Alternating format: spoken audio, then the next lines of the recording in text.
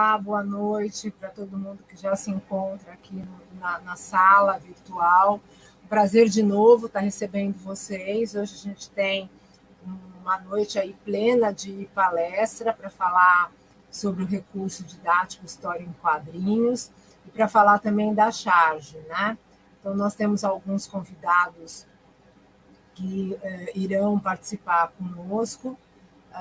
E eu espero dessa vez, pessoal, né, quem está nos assistindo, que vocês possam, na realidade, encaminhar as perguntas de vocês, os comentários, né? Nas 2 últimas semanas passadas, o pessoal estava na plateia aí bem tímido para fazer as perguntas. Então, vamos ver se hoje a gente se aquece um pouquinho mais, aproveitando que deu uma baixadinha na temperatura por conta da chuva aqui que deu em Teresina, para quem está aqui em Teresina. Vamos aquecer nossos corações para a gente poder, na realidade, dialogar com os palestrantes. E assim eu gostaria, então, de chamar a professora Gildênia, o professor Cleidson e a professora Francisca para compartilhar a tela comigo.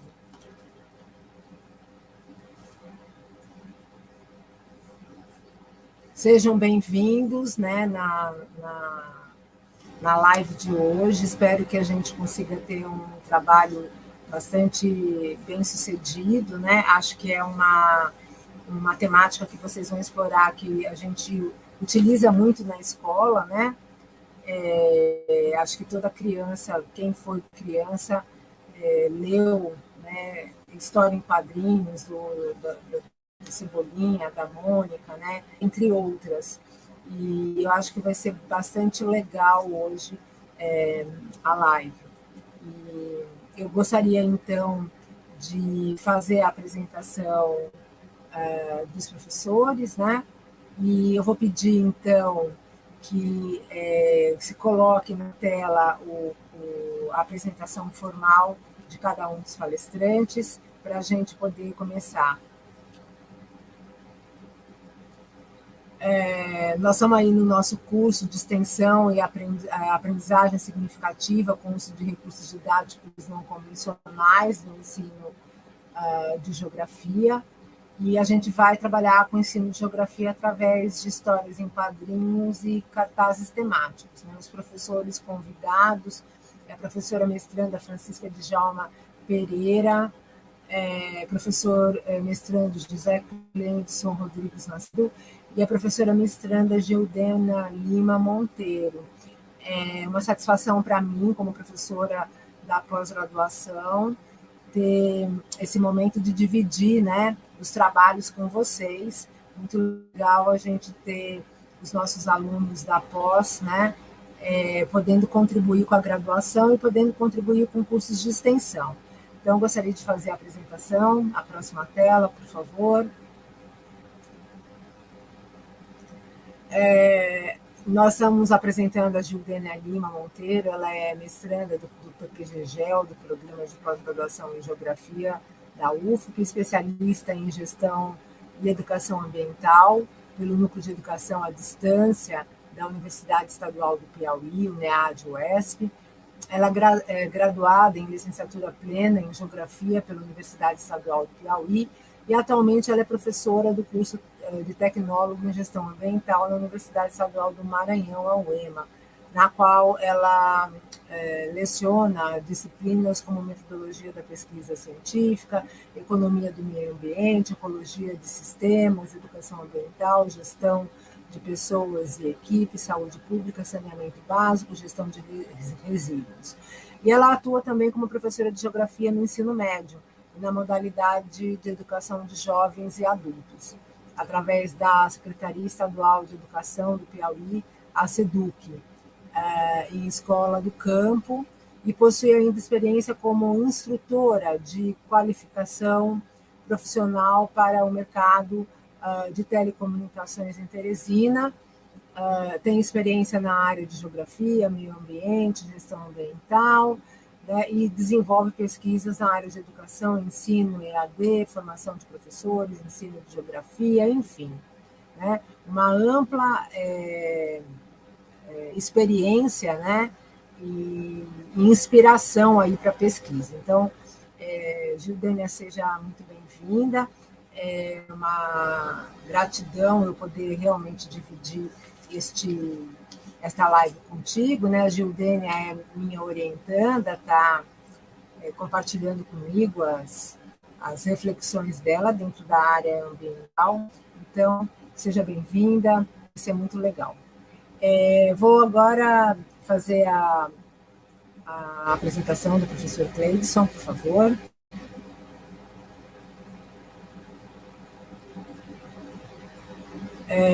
O professor José Cleidson Rodrigo Macedo, ele possui graduação em Geografia pela Universidade Estadual do Piauí, pós-graduação em Docência e Ensino pelo IFP, pós-graduação em Gestão Educacional em Redes e mestrando em Geografia pelo programa nosso do PPGGEL, da Universidade Federal do Piauí.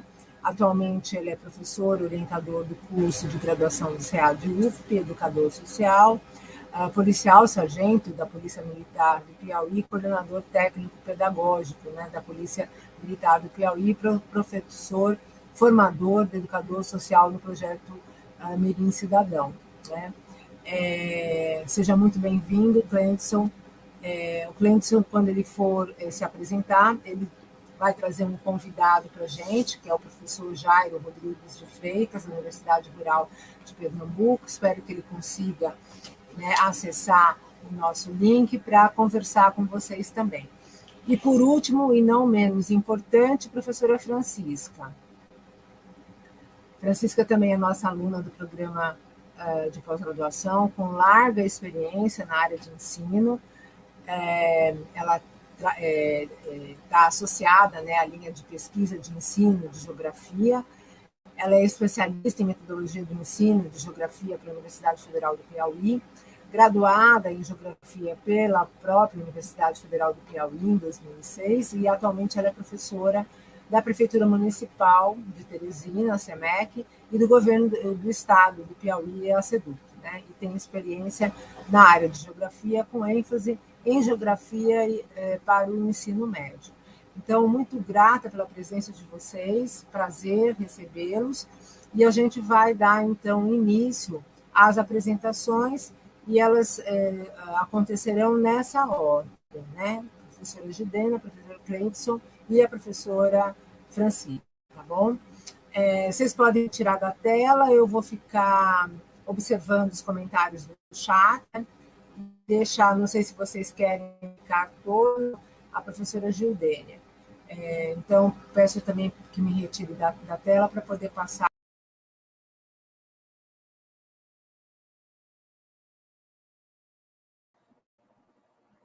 Olá, boa noite a todos.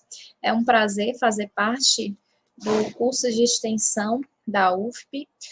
Agradeço pelo convite, agradeço a professora Andréia, a professora Bachira e a todos que fazem parte da organização do curso de extensão. Tá? Hoje, nós trazemos uma proposta interessante, que é falar sobre as histórias em quadrinho. Tá? Eu gostaria que alguém pudesse projetar o material, ou eu mesma projeto.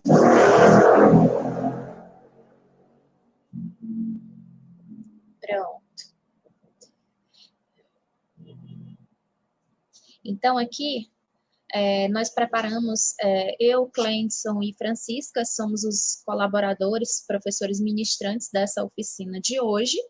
Nós preparamos um material, uma pequena apresentação em slides, para que possamos embasar um pouco a nossa discussão sobre o que nós estamos propondo, qual que é a nossa proposta, tá? Que é ensino de geografia através de história em quadrinhos. Todos nós, ministrantes, somos professores de geografia. Acredito que todos vocês que estão participando estão em processo de formação, fazem parte da comunidade acadêmica, seja em geografia, seja em algum outro curso, mas a temática que nós estamos abordando, ela também pode ser aplicada em outros cursos, tá? Em outras licenciaturas. Ela é voltada, na verdade, para a prática docente do professor. E aqui, especificamente, estamos falando da geografia, ok? Pode passar. Para contextualizar tudo isso que nós vamos discutir aqui na noite de hoje, eu vou começar pela parte da fundamentação teórica, que ela vai explanar a ideia de alguns autores sobre essa temática, sobre a relevância de se trabalhar recursos didáticos não convencionais com os alunos em sala de aula, tá? Então, o ensino de geografia, por sua natureza diversa, ele possibilita várias formas de abordagem. Nós que estamos em sala de aula sabemos bem que a geografia ela trabalha com várias temáticas. E dentre essas temáticas, cada uma nós podemos e conseguimos trazer diferentes metodologias, diferentes recursos para trabalhar com esses conteúdos e tornar uma aula mais dinâmica, uma aula mais participativa por parte do aluno e que, ao mesmo tempo, motive o interesse desse aluno para as nossas aulas, tá? Pode-se destacar a importância da interpretação do espaço geográfico a partir da leitura da paisagem. Isso nós fazemos constantemente em salas de aula com os nossos alunos. Nesse viés, as histórias em quadrinhos, que é a temática que nós vamos abordar aqui hoje, produzem um efeito interessante para associar o texto e imagem na perspectiva da linguagem lúdica. Quando nós tratamos de recursos não convencionais, nós estamos tentando chamar a atenção dos nossos alunos para aqueles conteúdos do cotidiano que estão presentes ali no currículo da geografia escolar e no livro didático. A nossa intenção é chamar a atenção desses alunos de uma forma lúdica, para que ele possa demonstrar interesse em participar e, ao mesmo tempo, acolher esses conteúdos que estão sendo ali ministrados pelo professor. Tá? Nesse cenário, os HQs, que são as histórias em quadrinhos, eles dão ao ensino de geografia diversas possibilidades metodológicas, inserindo a prática do professor no contexto da sala de aula, trazendo, assim, os conteúdos de uma forma mais lúdica, de uma forma mais interativa, para que esses alunos consigam associar aquilo que eles estão aprendendo, conteúdo que estão aprendendo, com a vivência deles de algo lúdico, que são as histórias em quadrinho. Tá? Pode passar, por favor? Aí aqui eu trouxe alguns fundamentos teórico-metodológicos, como eu falei, a parte teórica que vai embasar toda essa discussão, ela está pautada em dois fundamentos básicos, que é a teoria da dialogicidade de Paulo Freire, tá? E a teoria da aprendizagem significativa de David Young. Vamos abordar primeiro a de Paulo, em que ele diz, trouxemos uma breve fala de uma obra do Freire, que ele fala que, mais do que um ser no mundo, o ser humano se tornou uma presença no mundo, com o mundo e com os outros. Convivência do ser humano com os outros iguais a ele. Presença que, reconhecendo a outra presença como não eu, se reconhece como si próprio. Presença que se pensa em si mesma, ou que se sabe presença, que intervém, que transforma, que fala do que faz, mas também do que sonha, que constata, compara, avalia, valora, que decide, que rompe. Esse ser humano, de acordo com Freire, ele está imerso em um mundo com outras pessoas. E, através dessas pessoas, ele precisa se comunicar, ele precisa se fazer entender, para que ele consiga viver. Isso envolve sentimentos, isso envolve vários outros aspectos da vida humana que estão interligados à sua existência, que fazem parte e dão sentido à sua existência. Tá? Pode passar? Agora nós vamos abordar a teoria da aprendizagem significativa. Eu estou tentando ser breve nessa parte teórica, porque nós temos uma discussão muito rica na parte prática da nossa explicação aqui, tá? A teoria da aprendizagem significativa de David Ellsby, ela é um processo pelo qual uma nova informação se relaciona com o aspecto relevante da estrutura de conhecimento do indivíduo. Ou seja, Nesse processo, a nova informação interage com uma estrutura de conhecimento específica, a qual Ellsberg define como conceitos existentes na estrutura cognitiva do indivíduo. A aprendizagem significativa ocorre quando uma nova informação se ancora em subsunsores relevantes pré-existentes na estrutura cognitiva de quem aprende. De acordo com esse autor, a aprendizagem significativa, para que ela ocorra, é necessário que o aluno ele consiga, no ambiente escolar, no ambiente de sala de aula, ele consiga relacionar os conteúdos novos que ele está aprendendo com aqueles conceitos que já estão fixados em sua mente. E a esse conceito ele chama de conceitos subsunsores. Tá?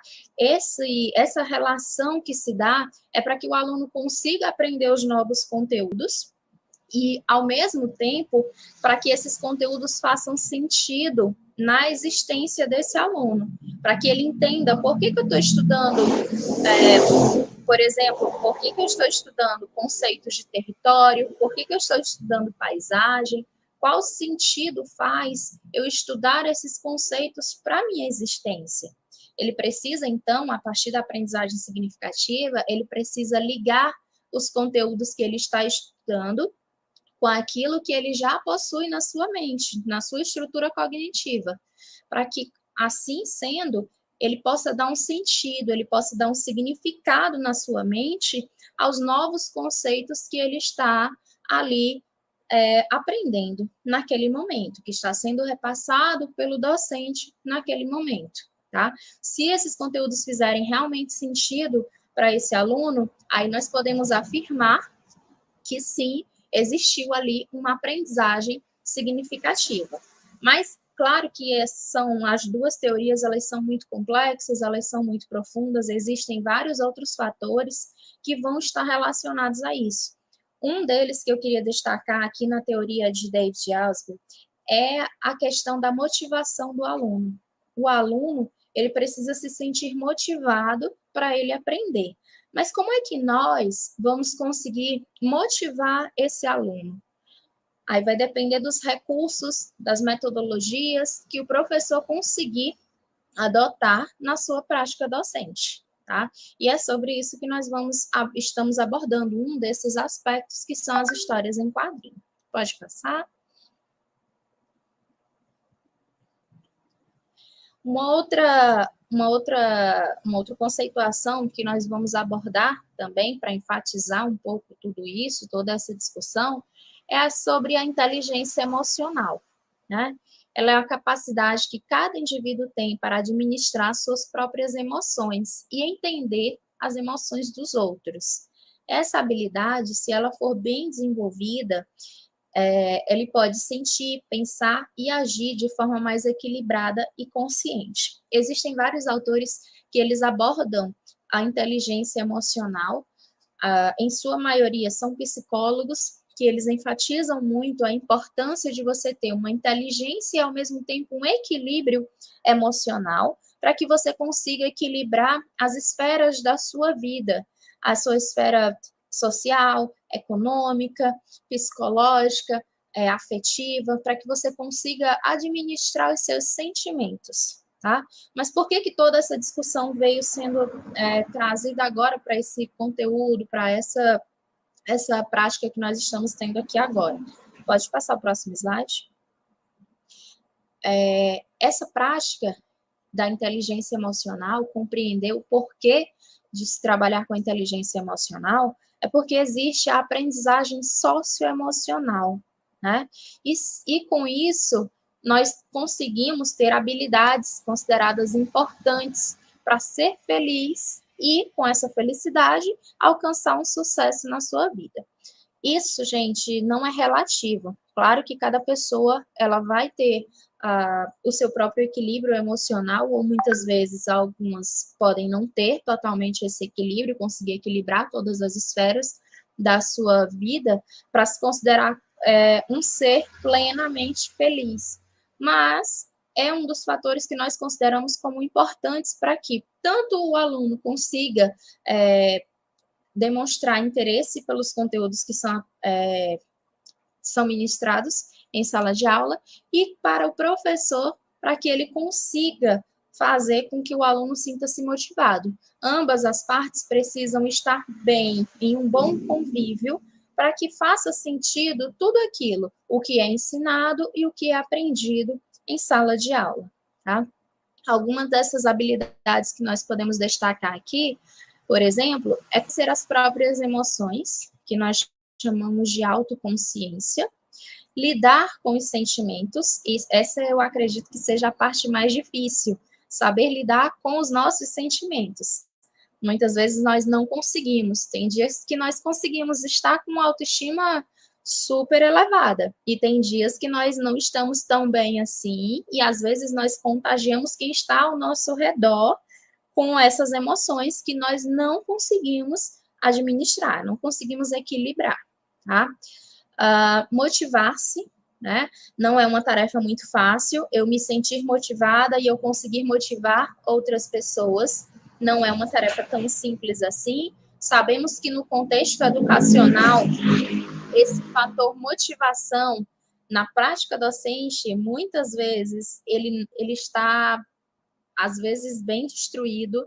Às vezes, alguns professores dizem que não tem motivação para estar numa sala de aula, não tem motivação para inovar em uma sala de aula, até porque nós temos o reflexo da desvalorização da nossa educação no Brasil como um todo, né? Muitas vezes isso vai influenciar, sim, na forma como esse docente pode se sentir e também na forma como ele pode repassar isso aos seus alunos. Às vezes o professor acaba transmitindo isso aos alunos sem se dar muito conta disso, né? Reconhecer emoções nos outros, esse é um dos aspectos fundamentais que alguns autores eles enfatizam, que é importante você saber que você está lidando com seres humanos. Maurice Tardif, ele ressalta muito bem isso, que nós estamos lidando com seres humanos, com alunos, e esses alunos, cada um possui a sua individualidade. É uma sala com 30 alunos, por exemplo, mas cada um possui um perfil diferente, cada um possui a sua individualidade. E o professor tem essa tarefa também de reconhecer essa individualidade no meio daquela totalidade de alunos. É uma das habilidades que ele precisa também ter. Além de ele administrar as emoções dele, ele precisa reconhecer essas emoções e esses sentimentos no seu aluno, porque ele não pode simplesmente chegou e passou uma série de conteúdos, uma série de atividades, sem ao menos entender um pouco qual é o contexto que aquele aluno está inserido, se aquilo ali vai fazer sentido para a vida dele ou não. Muitas vezes nós observamos muito essa realidade nas nossas escolas, nas nossas salas de aula, por conta de desmotivação mesmo do público docente. Tá? E lidar com relacionamentos é uma aptidão social. Também é uma das habilidades que nós precisamos aprender muito mais. Embora você diga que eu tenho autoconsciência, eu tenho empatia, eu sou uma pessoa otimista, eu consigo gerenciar os meus sentimentos, mas nunca você está preparado para todas as situações que uma sala de aula pode te colocar. Seja você chegando ali como estagiário, seja você chegando como graduado, especialista, mestre, doutor, qualquer uma dessas funções, muitas vezes você vai encontrar dificuldades ou vai encontrar situações que você nunca presenciou e que às vezes não vai saber como lidar naquele momento, tá? Pode passar. Então, segundo a teoria de William Gleice, aprendizagem, formação e memória. Nós aprendemos 10% do que lemos, 20% do que ouvimos, 30% do que vemos, 70% do que vemos e ouvimos simultaneamente, 80% do que vivenciamos pessoalmente e a nossa estatística básica do professor. Aprendemos 95% do que ensinamos aos demais. É ensinando que muitas vezes você consegue aprender mais ainda, tá? Só para enfatizar mais uma das teorias que nós estamos embasando aqui a nossa discussão de hoje. Pode passar. Como se aprende? A crise que a humanidade vive hoje, segundo Goleman, com o aumento da criminalidade, violência, infelicidade, é o reflexo de uma cultura que se preocupou apenas com o intelecto, esquecendo o lado emocional. Podemos afirmar, então, que a nossa sociedade, ela emocionalmente, ela encontra-se doente, ela encontra-se em desequilíbrio. Por quê? Nós não sabemos administrar muito as nossas emoções, nós nos prendemos muito a problemas pequenos, e isso vai fazendo com que hajam frustrações e não sabemos lidar com os nossos sentimentos. Não conseguimos sentir, não conseguimos fazer, não conseguimos pensar, porque o sentimento ele vai trazer a emoção, fazer vai trazer a ação, e o pensar pode nos trazer a razão ou pode nos tirar a razão, dependendo da situação em que nós estamos ali inseridos, tá? Pode passar. E sobre a reflexão, será que nós somos seres, enquanto docentes, enquanto alunos em sala de aula, será que nós somos seres que estamos prontos para reflexão? Refletir é um processo de dar significado às informações, antes, durante e depois da informação. É um processo consciente e intencional, que dá um tempo ao cérebro para dar significado. Está bem associado à teoria da aprendizagem significativa. Eu preciso refletir sobre aquilo que eu estou, as informações que eu estou absorvendo, para que eu consiga dar significado a ela na minha estrutura cognitiva. Pode passar adiante.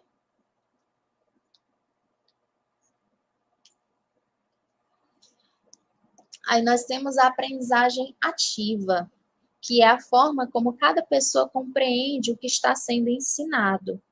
Como que nós podemos compreender? Através de três formas básicas, perdão. Visual, através do sentido da visão, auditivo, através do sentido da audição, e o sinestésico, através do tato, tocando naqueles objetos, tá? Pode passar.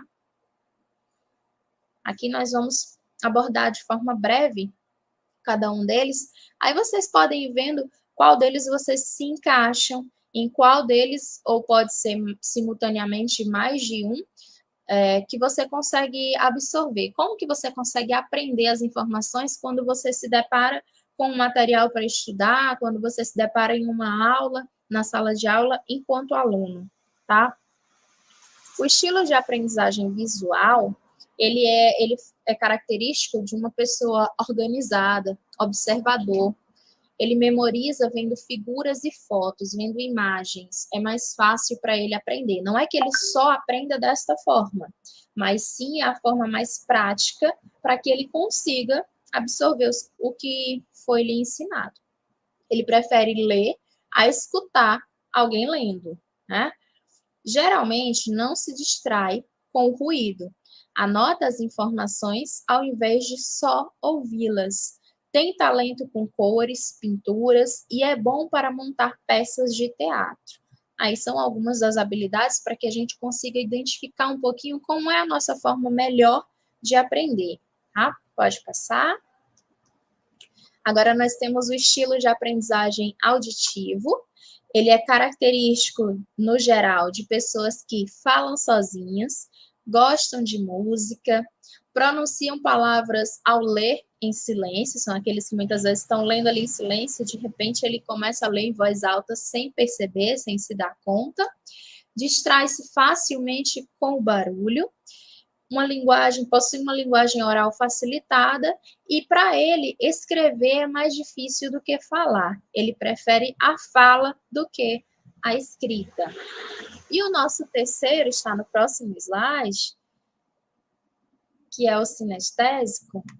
Ele é característico de quem gesticula muito, reage fisicamente aos estímulos, movimenta-se muito, memoriza andando e olhando as informações, aponta ao ler, não fica parado muito tempo, ele precisa do tato, por isso essa questão do movimento presente no sinestésico. Aí vocês podem verificar um pouquinho qual a forma de aprendizagem melhor de cada um, ou se você é um pouquinho de cada, dá para você, através dessas características básicas, dá para você definir um pouco do que você, de como você aprende, né? Não é com o que você é, e sim como você aprende. Próximo slide. Aí, diante disso tudo, que lição tem a ser tirada? Que cada um aprende à sua maneira. Por isso, é necessário oportunizar a todos e a cada um o aprendizado. Por isso, é importante que nós possamos inovar em sala de aula, que nós possamos ir com aquela vontade, aquela determinação de fazer algo diferente, não pensando nos meus problemas pessoais, mas sim pensando naquele público de aluno que me espera com algo diferente, que muitas vezes ele já está cansado daquela teoria que para ele não vai fazer sentido. Eu me refiro ao aluno da educação básica, que é o nosso maior público-alvo.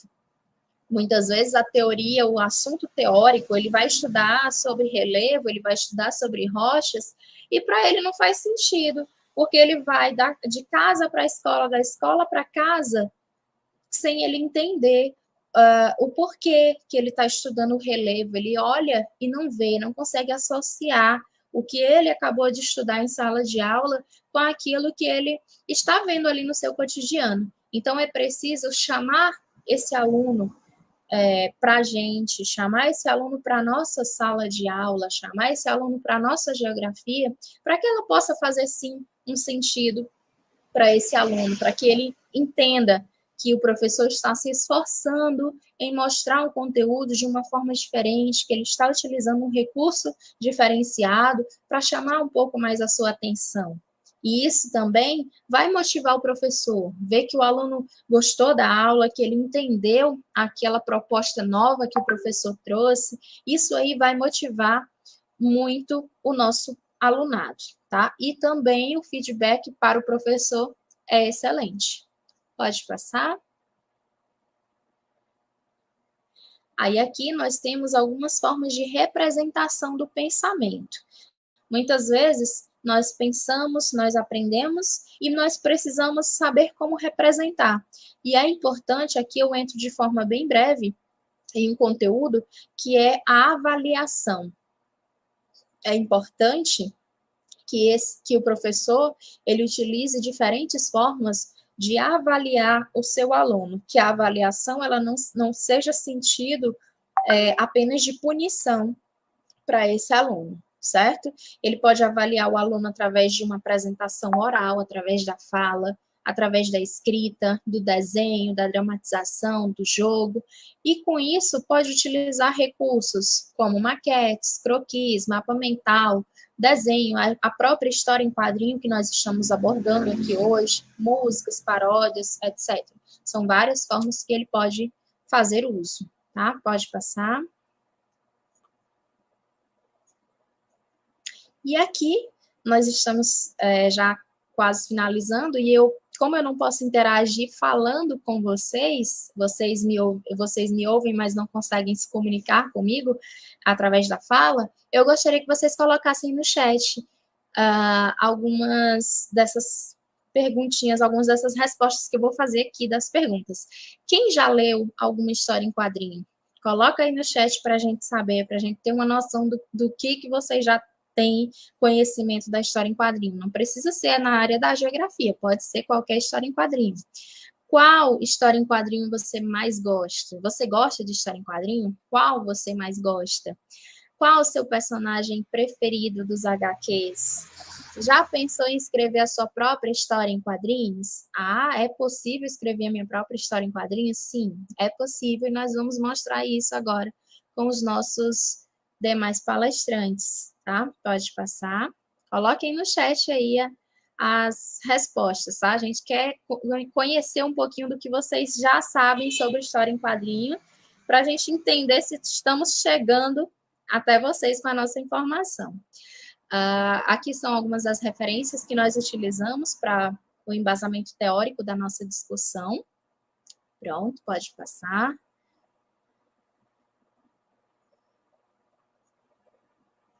E aqui os nossos apresentadores na fotinha do cartaz de divulgação. Gente, espero que vocês tenham compreendido a minha fala, espero que esse embasamento teórico tenha feito algum sentido para vocês em torno da discussão que nós vamos dar continuidade agora com o Cleidson, ok?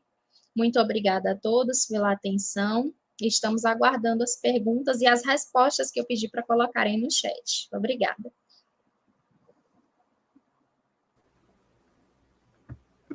Então, boa noite a todos. Vou pedir para colocar logo a apresentação, porque a gente já está com o tempo assim, bem corrido, né?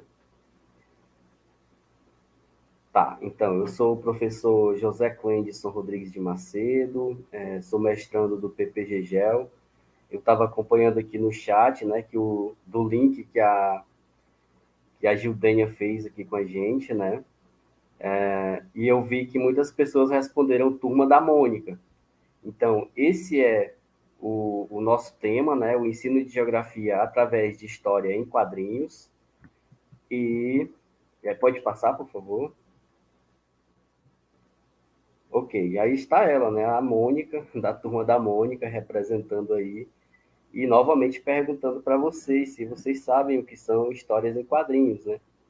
E para responder a essa pergunta, está aí outra personagem tão famosa, principalmente aí no mundo da geografia, que é a Mafalda, né? Onde ela traz muitas temáticas ligadas à geografia. Quem já teve a oportunidade de ler sobre a Mafalda sabe que ela sempre tem essa preocupação, né, com o meio ambiente, enfim. Então, assim, pode passar o slide, por favor. Ok. E aí, o Pernalonga também traz uma das respostas, né? O que são histórias em quadrinhos? São histórias feitas em quadros, mas isso é bem óbvio, né? Então, vamos avançar no slide, por favor. Vamos aqui. A ideia de usar desenhos sequenciais para contar uma história, ela não é recente, né? Como vocês podem ver aí na tela.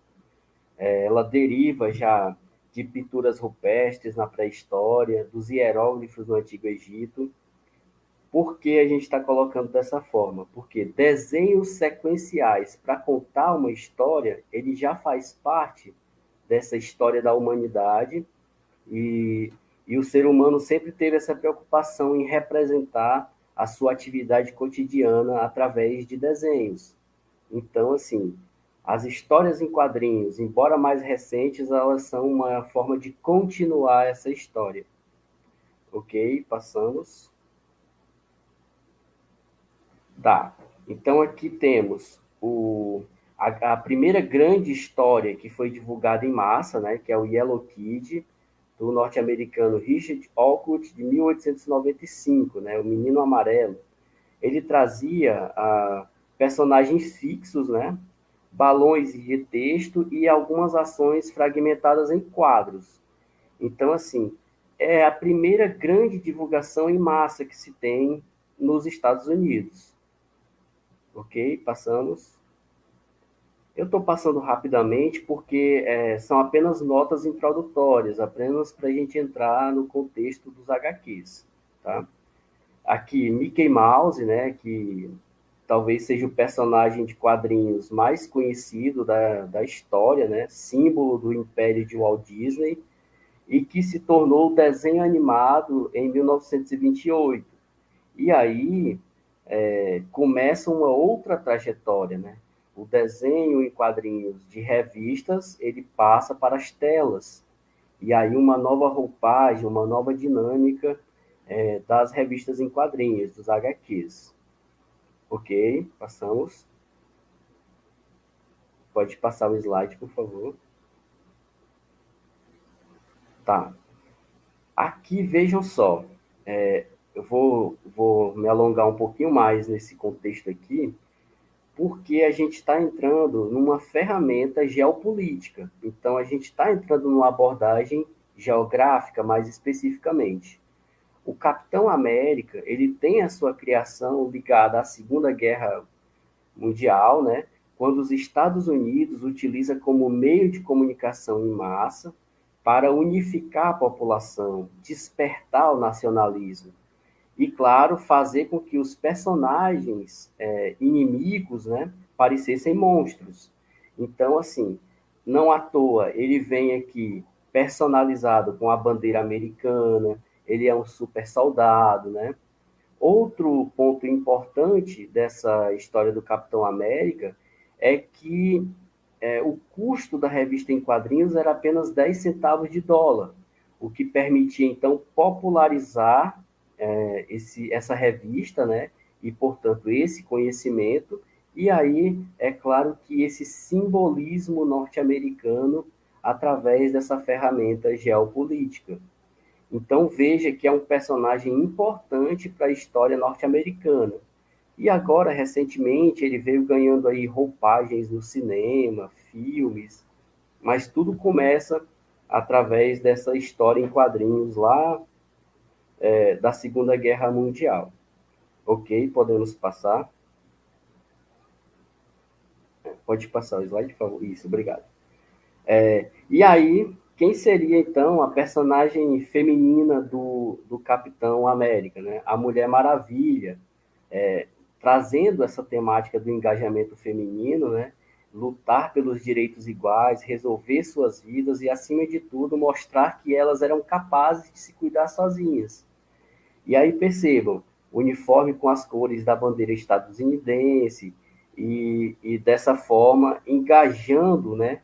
Fazendo com que a mulher entrasse se engajando aí na geopolítica também, por que não? Ok, podemos passar. Tá, no Brasil, segundo Cardoso, né, temos as aventuras de Nhoquim e também do Zé Caipora, né, que são histórias criadas por Ângelo Agostini, onde é uma especialização de literatura feita em quadros, né, através aí desses recortes e temas, em que ele busca tocar em temas relevantes dessa história brasileira, né, trazendo um modo de vida do brasileiro, e ela ganha, de certa forma, o âmbito mundial posteriormente. Ok, podemos passar. Tá, então temos 3 tipos aqui, a gente trouxe 3 tipos de quadrinhos. E aí, novamente, a gente traz aqui a Mafalda, né, que, como nós já especificamos, ela bem comum quando se trata de temas de geografia. Então, livros de geografia, temáticas ligadas à geografia de um modo geral, comumente se traz a Mafalda, porque ela tem temáticas importantes sempre nesse contexto. E uma dos modos, né, de se tratar a revista em quadrinhos, ou os quadrinhos, seria a tirinha, né, que ela foi muito popularizada principalmente nos jornais, aqueles jornais escritos, né, que se tinha muito popularmente, eram mais baratos, eram um meio de divulgação em massa, e a tirinha ela é caracterizada por uma série de quadrinhos, né, e esses quadrinhos são curtos, geralmente 3, 4 quadrinhos que trazem ali um começo, o meio e o fim de uma dada temática, ou de uma dada história. Depois a gente já tem aqui, mais moderno, comics, né? Que é o nome que se dá às já conhecidas histórias em quadrinhos norte-americanas, principalmente, né? Os personagens da Marvel se enquadram aí nessa perspectiva. E também recente, né, pelo menos assim, a popularização, a chegada ao Brasil mais recente, que é o mangá, que é o nome dado às histórias em quadrinhos japonesas. E aí outros personagens aí conhecidos, inclusive é o que está assim, que eu percebo, pelo menos assim que se percebe atualmente, é o que está em vigor, né, que está mais popular neste momento aqui. Ok, podemos passar. Eu não estou com acesso ao chat, então, assim, se tiver algum comentário que seja importante aqui, Eu creio que seria interessante para este momento, né? Então, o uso de história em quadrinho para o ensino de geografia, né? Uma análise de propostas didáticas da Natália, um trabalho que ela fez pela Universidade de Minas Gerais, é o Instituto Federal de Minas Gerais, se eu não me engano, e tem aqui vários trabalhos em que traz temáticas importantes dentro desse contexto aqui da geografia, né? Histórias em quadrinhos na geografia escolar, na geografia urbana, de meio ambiente. Todos esses trabalhos estarão referenciados aqui, né?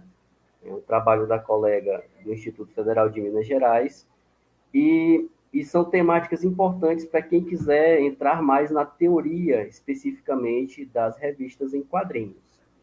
Ok? Podemos passar, por favor? Tá. Esse desenho é o desenho feito pelo um aluno, que é o Murilo, do 5º ano, de uma escola aqui de Teresina, né? E ele também é meu filho, né? Por característica, né? E esse desenho evidencia que, claramente, né, se percebe o desmatamento que há, né? A avezinha reclamando ali que o senhor está cortando ali a árvore, né? E esse desenho temático em sala de aula, eu tenho certeza que aqui, quem é professor ou os que ainda irão entrar em sala de aula, de algum modo já se inseriram através desse desenho em sala de aula. Então, assim, o desenho em sala de aula e o desenho dentro do contexto da geografia na escola, ele sempre foi uma realidade.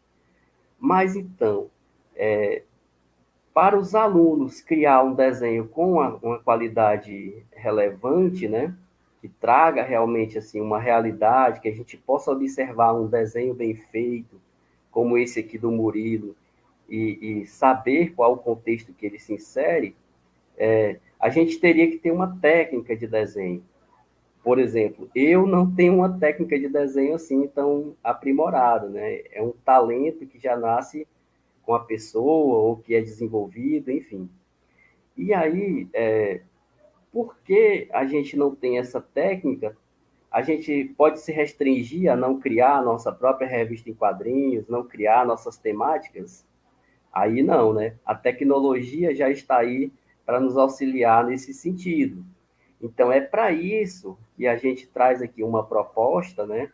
É uma proposta desenvolvida de minha autoria, que eu trago para apresentar uma plataforma para vocês, né? É uma plataforma conhecida, facilmente adquirível aí nos meios digitais, e através dessa plataforma nós podemos criar nossas revistas em quadrinhos. É o aplicativo Cômica, é um deles, né? Eu acho ele bem mais fácil, bem mais manuseável, porque você pode baixar no celular, ele pega pouco espaço, e você tem todas as ferramentas que são necessárias para criar ali uma revista em quadrinhos. Então, essa é uma aplicação de criador de memes, mas que também transforma desenhos em quadrinhos. E você pode envolver os teus alunos, né? Envolver pessoas dentro de uma galeria de fotos, dentro de uma revista em quadrinhos, que pode tornar um determinado assunto bem mais interessante, bem mais animado. Então, assim, que tal pegar uma turma inteira e envolver essa turma num trabalho para a construção de uma revista em quadrinhos envolto de uma determinada temática? E aí a gente vai apresentar o passo a passo aqui com vocês. Eu havia planejado uma proposta de prática, mas por uma questão do tempo e também do meio aqui da plataforma do YouTube, ela não será possível a prática, mas fica para um momento futuro, podem me procurar lá no grupo do WhatsApp, e ao final eu deixo também o meu contato, que fica totalmente à disposição para a gente fazer um manuseio prático dessa construção da revista. Ok, podemos passar, por favor? Então, o primeiro passo é baixar esse app, que é destinado ao Android, né? Quem precisar para um outro tipo de telefone, um outro tipo de aparelho, como, por exemplo, o computador. Eu tenho também sugestão de outras plataformas, né? Mas o Comic é principalmente aqui para o Android. Você vai baixar normalmente pela loja lá do Play Store, né? Ok, pode passar, por favor. Então, baixando, a gente tem a opção lá, clicando no item Galeria, né? O Gallery está aí em inglês. Ele já vai conduzir diretamente lá para a sua galeria de fotos. Ou, se for o caso, você pode tirar uma foto nova. E na própria opção que ele vai te dar aqui, ele já vai formatar em quadrinhos. Você vai perceber nesse segundo formatozinho aí do celular, que ele já vai te dar as opções de enquadramento que você quer. Um quadrinho numa tela, ou 2 quadrinhos divididos, ou múltiplos quadrinhos, enfim. Você vai escolher a melhor opção para fazer. É super autodidático, você vai construindo e vai vendo assim que ele vai te dando passo a passo já. E aí, ao final dessa construção, você pode baixar ou você pode compartilhar direto. Você baixando, é interessante que ele pode te dar a opção já de PDF, né? Já vai salvando ali em PDF, ou ele pode deixar salvo como imagem na galeria. Ok, podemos avançar, por favor. Tá, então esse foi o projeto que eu criei para a apresentação no semestre passado. Foi construída uma revista que a gente denominou de Piracuruca, né? Porque é uma homenagem aqui aos participantes, que são personagens reais, né? Que fizeram fotos para que a gente fizesse esse projeto lá no Parque Nacional de Sete Cidades, né? E aí a gente denominou a revista de Revista Piracuruca. Podemos passar, por favor? Pronto, aqui a gente já tem fotos com efeitos, né? Tudo isso é construído assim dentro dessa plataforma de uma maneira muito fácil, muito prática. Os balões são inseridos, você pode colocar a fala que você pretende adicionar, ou simplesmente uma legenda, como é o caso aí que está especificado na figura 3, 4, na figura 4. E aqui é o Parque Nacional de Sete Cidades, né? E esses personagens, claro, concederam as suas imagens para a gente fazer a utilização aqui. Podemos avançar, por favor? Então, aqui a gente pegou personagens, né, da fauna, da flora, o intemperismo que ocorre, e aí vocês percebem diversos tipos de efeitos. No projeto, a gente fez a utilização dos diferentes tipos de efeitos justamente para ilustrar as potencialidades que você pode fazer com a criação da revista. Ok? Podemos avançar? Ok. Então, novamente, outros efeitos, né? Onde se tem aqui diferentes coloridos, ou você pode deixar a imagem até em preto e branco, se for o caso. Pode colocar efeitos de sombreamento diferentes, dependendo da imagem que você queira ilustrar. Então, assim, é apenas para demonstrar como é fácil e como é prático para se fazer a revista. Quando você baixar no teu aplicativo, lá no teu celular, você vai perceber assim que é bem prático e bem fácil. E pode envolver toda a turma, né? Você pode pegar uma turma de alunos, deixar com que eles façam a prática, ou você mesmo pode levar a prática para demonstrar para eles, construir a revista da turma ou a revista do curso, enfim. Podemos avançar, por favor? Mais imagens, né, e efeitos diferenciados. Nessa revista a gente buscou realmente fotos reais, né, fotos que foram tiradas lá no parque. Podemos passar.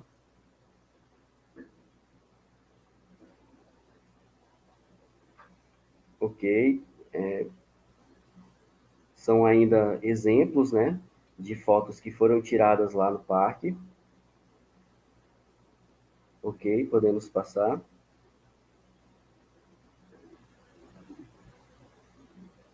Pode passar o slide, por favor.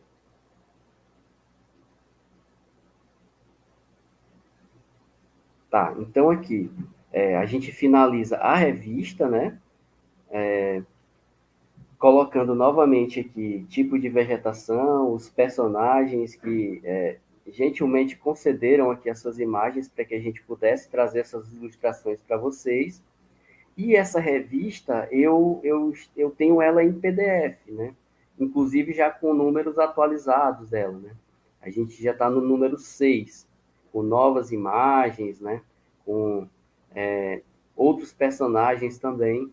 E, assim, esse material a gente deixa disponível, bem como também a prática que nós fizemos para a construção da revista, a gente tem ela gravada, né? Eu posso passar através do link ou posso também disponibilizar essa prática já gravada também com um videozinho curto de 3 minutos apenas. Então, para se perceber assim como é fácil de construir, tá bom? Podemos avançar, por favor? Aqui os nossos créditos, né, que seriam as nossas referências que foram utilizadas aí, os personagens, lá das revistas em quadrinhos que são mais conhecidas, até a construção dessa revista aqui nossa. E podemos avançar para deixar aqui o nosso contato, tá bom? Eu sei que o tempinho é bem curto aqui, quase que a gente não conseguiu aqui.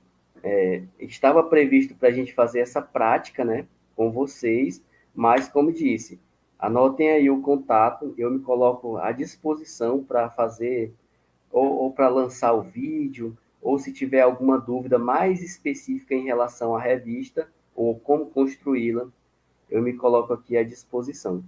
E aí já podemos passar a palavra para a próxima colega que vai fazer uso, que é a professora Francisca. E muito obrigado e boa noite.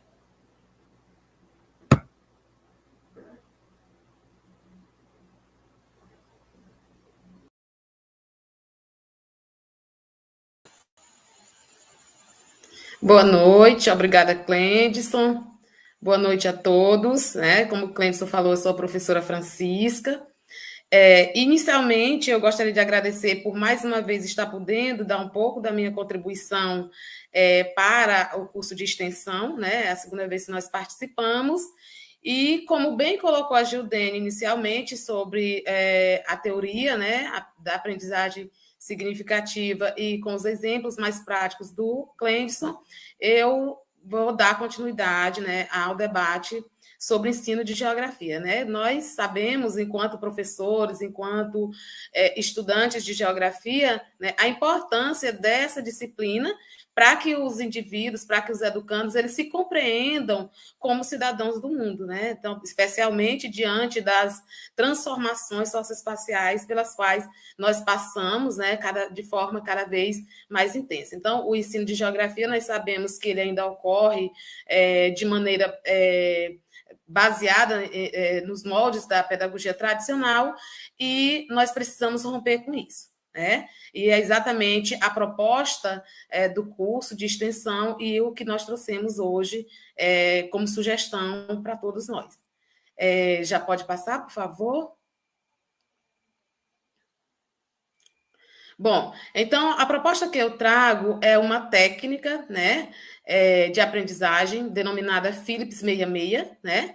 Então, o que é essa técnica? Ela é um trabalho coletivo, né, no qual os participantes são divididos em grupos de 6 membros, com o intuito de compreender em 6 minutos o conhecimento efetivo sobre determinado tópico, situação ou problema específico. Então, essa é uma técnica que ela é empregada, né, não só na sala de aula, mas a nossa proposta é discutir exatamente a aplicação dela no âmbito escolar. Então, como se originou essa técnica? Em homenagem ao criador, né? Ela surgiu, ela foi um norte-americano, o Donald Phillips, né? Daí o nome Phillips, né? Da Universidade do Michigan, e ele percebeu a potencialidade da prática do trabalho em equipe. Então, ao longo da discussão, vocês vão observando essa importância de se trabalhar, né, a equipe, que aí já vai ao encontro do que a Gildênia colocou, né, a questão de aceitar o ponto de vista do outro, né, as opiniões, de se colocar como protagonista. Então, realmente é uma técnica que é muito favorável à obtenção, à construção dessas habilidades. Então, qual é a contribuição dessa estratégia de aprendizagem? O trabalho em equipe permite o desenvolvimento de habilidades dos educandos, contribuindo para uma formação coletiva de construção do conhecimento. E aí, esse termo construção do conhecimento, né, rende muitos debates, né? O nosso aluno, né, lá na escola, ele deve ser levado, né, o professor ele deve agir como mediador, né, para que os alunos construam o seu conhecimento de forma significativa, exatamente para poder atuar nessa sociedade que está se reformulando a cada dia. Pode passar, por favor. Bom, quais são os objetivos da Philips 66? Criar uma atmosfera informal, né? E aí, por que criar essa atmosfera informal? As salas de aula, elas não precisam ter aquela rigidez, né, da prática tradicional que nós ou conhecemos porque vivenciamos, ou conhecemos porque lemos, né? Mas assim, dá um ar de uma atmosfera de maior informalidade, exatamente para que o aluno ele se sinta mais à vontade, né? Ele sinta vontade, sinta prazer em participar das atividades. Promover a divisão do trabalho e responsabilidade, né? São outras habilidades que vêm sendo bastante discutidas, trabalhar a questão da responsabilidade, dividir tarefas, né? Desenvolver a capacidade de sintetizar, desenvolver a rapidez de pensamento e levar os alunos a selecionar aspectos mais importantes do assunto. Então, observemos que o quanta riqueza, né, essa técnica ela pode nos trazer, claro, e aí eu coloco, me reportando a teoria que a Gildênia colocou, que a Gildênia debateu, que uma estratégia de ensino, qualquer que seja ela precisa ser bem planejada, ela precisa de N fatores para que dê certo. Não é porque eu considero a estratégia boa, a técnica boa, que ela vai funcionar, né? Então, o professor tem que planejar bem, tem que conhecer o seu aluno, tem que ver a melhor forma de aplicar essas técnicas, e com a Philips 66 não é diferente. Pode passar, por favor. Pode passar? Isso. Então, assim, tentando fazer um link com a BNCC, né, que é a Base Nacional Comum Curricular, e que é a base, como o próprio nome já diz, para a construção dos currículos, né, é o norteador quando nós vamos planejar nossas aulas. O que diz essa base? Ela diz que a sociedade contemporânea impõe um olhar inovador e inclusivo a questões centrais do processo educativo. E aí vem algumas questões que são bem interessantes. O que aprender, né? O que nossos alunos eles precisam aprender para se tornar cidadãos do mundo, né? Para que aprender, né?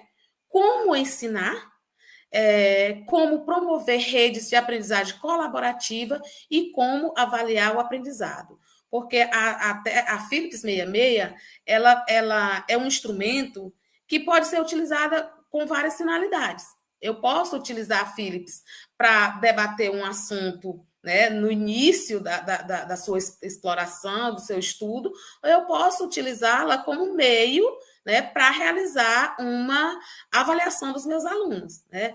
E, de qualquer forma, mesmo que a intenção não seja apenas avaliar, né, ao longo da realização dessa atividade, o professor ele terá condições de fazer isso.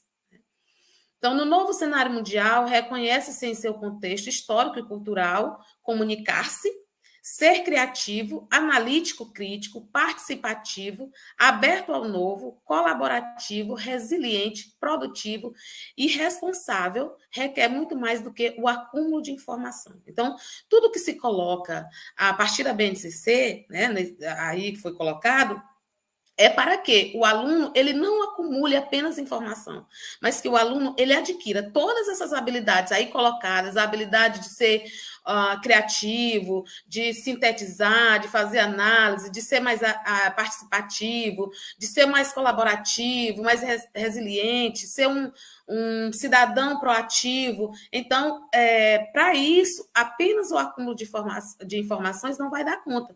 O aluno ele tem que construir, né, o seu conhecimento e de forma significativa. Pode passar, por favor.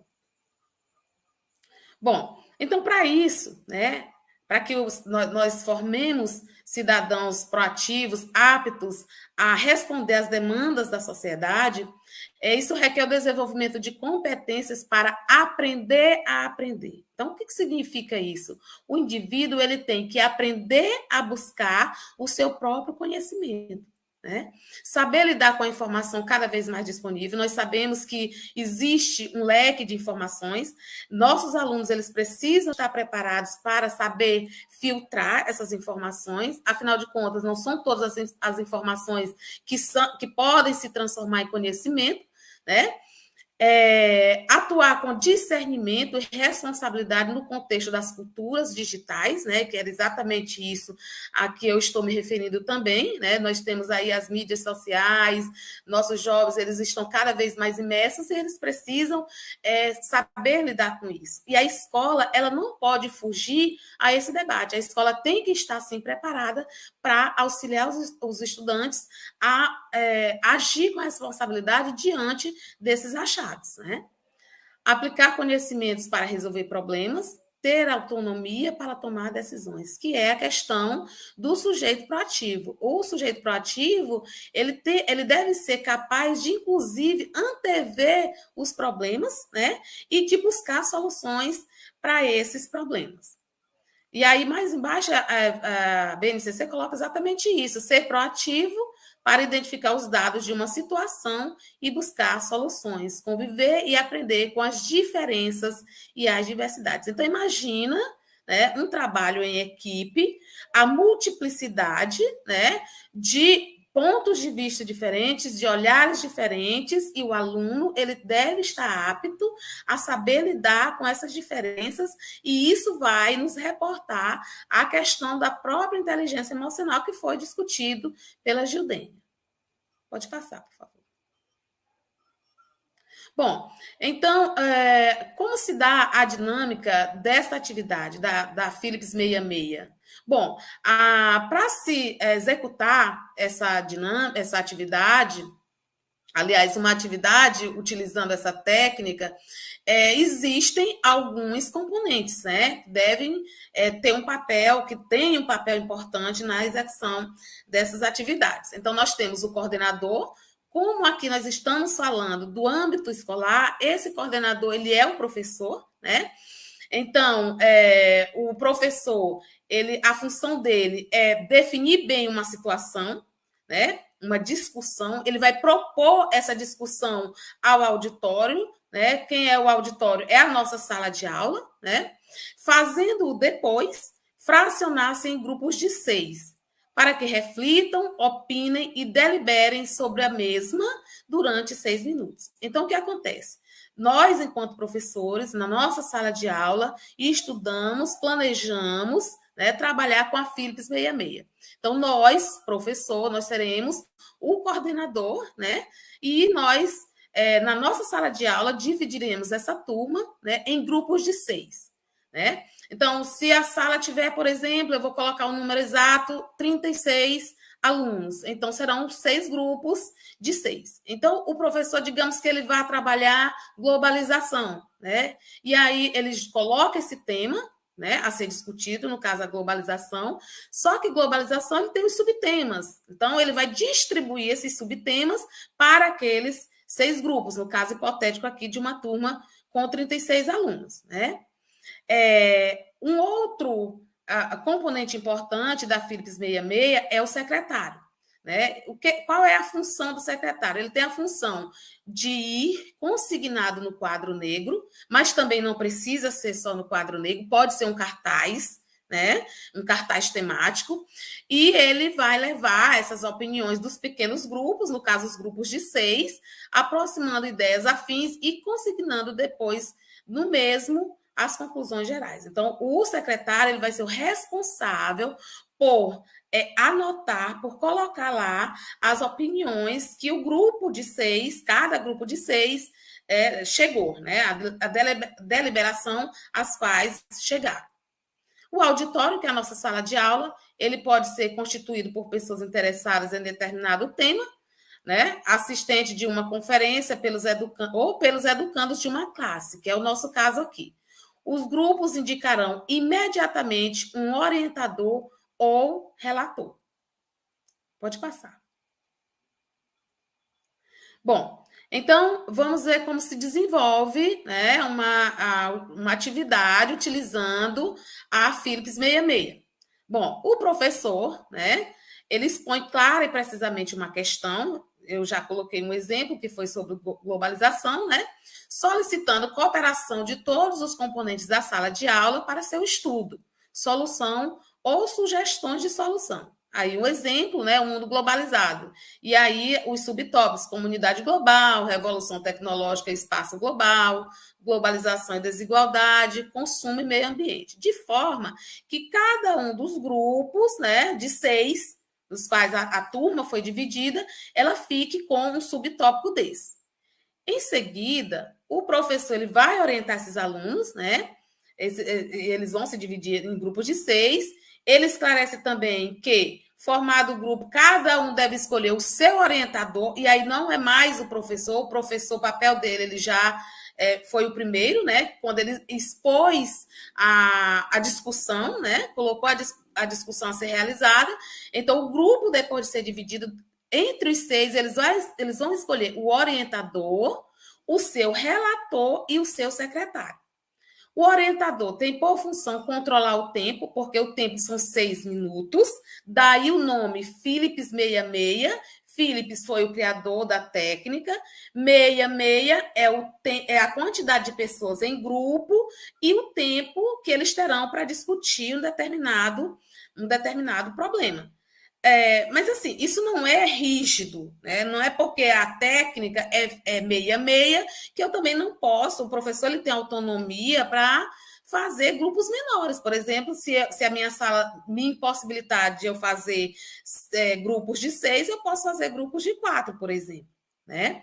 Mas o importante é que tenha o orientador, o relator e o secretário, porque eles terão papéis específicos nesses grupos. Né? Então, como eu ia falando, o orientador ele tem a função de controlar o tempo e de fazer com que todos os membros do grupo eles expressem as suas ideias, né? E aí a gente percebe a participação ativa, né, de cada membro desse grupo. Né? Cada um ele vai ter um papel, ou ele vai ser o orientador, ele vai ser o relator, ou ele vai ser o secretário, ou ele vai ser o integrante do grupo que vai expor suas ideias também. Né?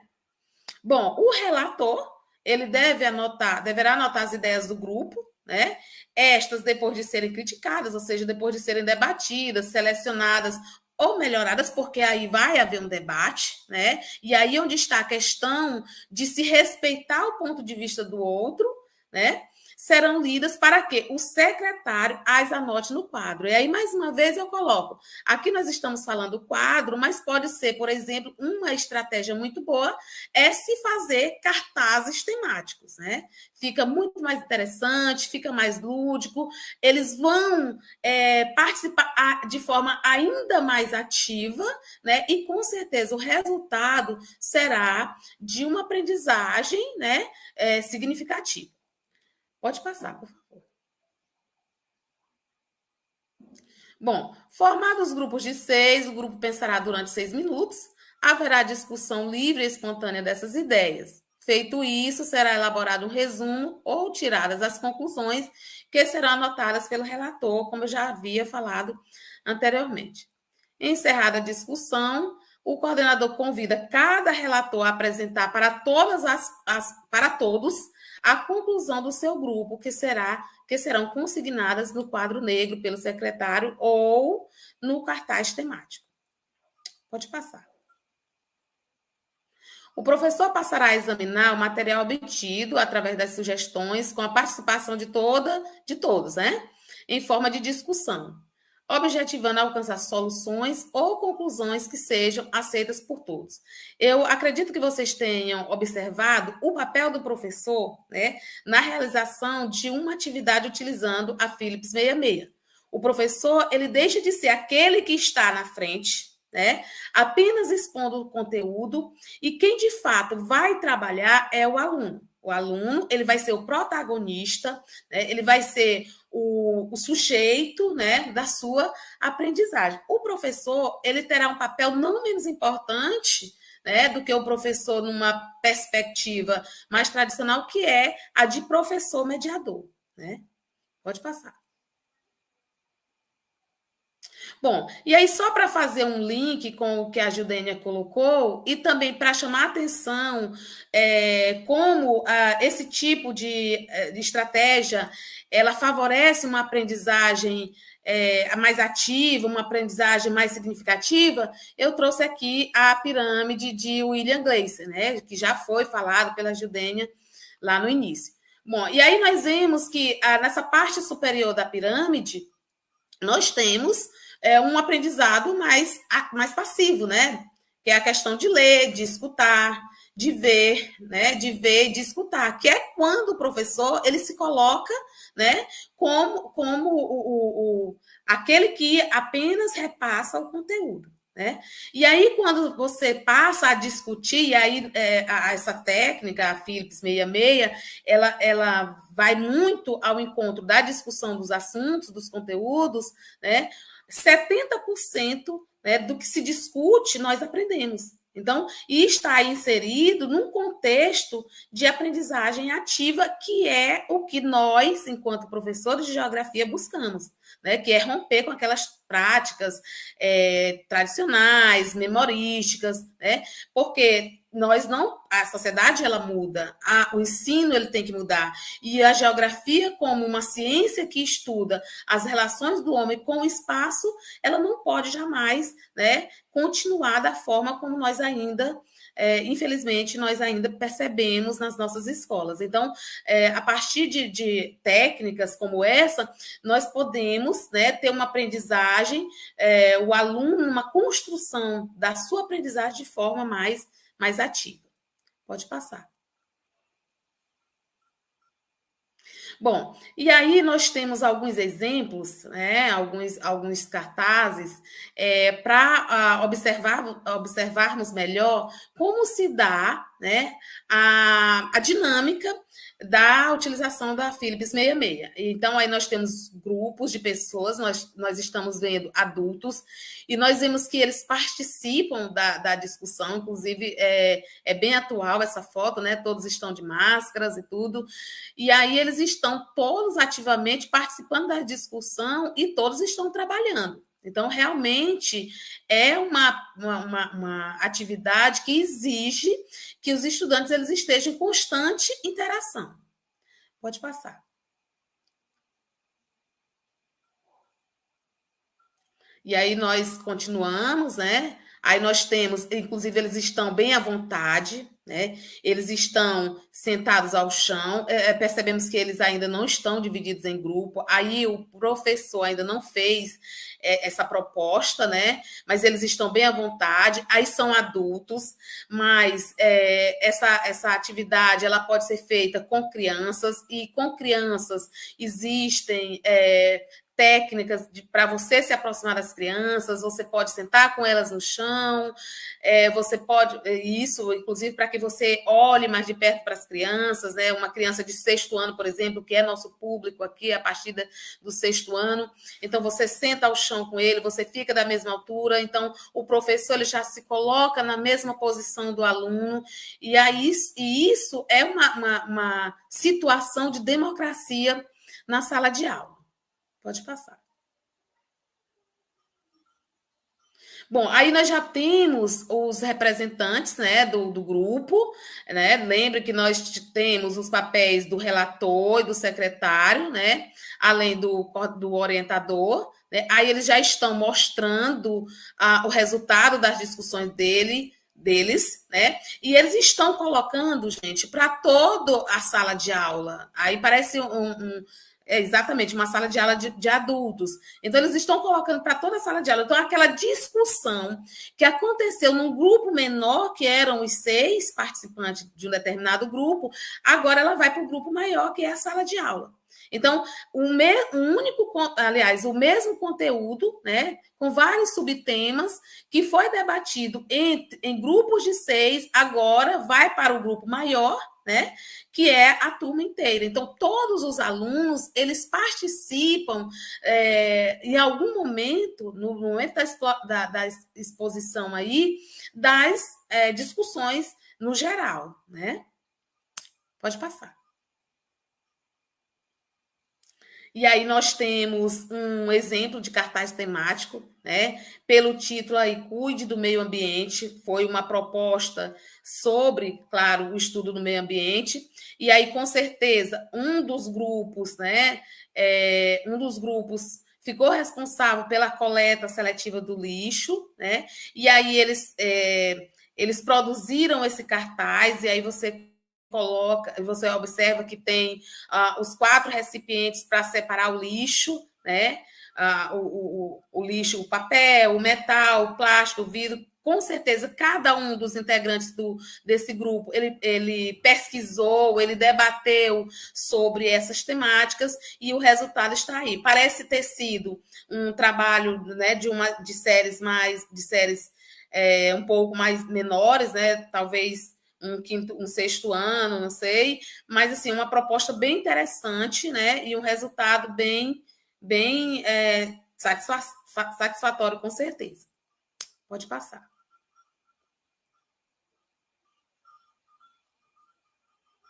Bom, aí algumas das nossas referências, né?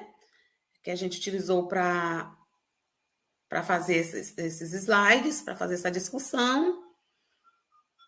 E por hoje é só, e eu acredito que o professor Jairo ele vai dar a sua contribuição agora. Então, mais uma vez, eu agradeço, né, por essa oportunidade, e a gente está à disposição para o debate logo após a apresentação do professor Jairo.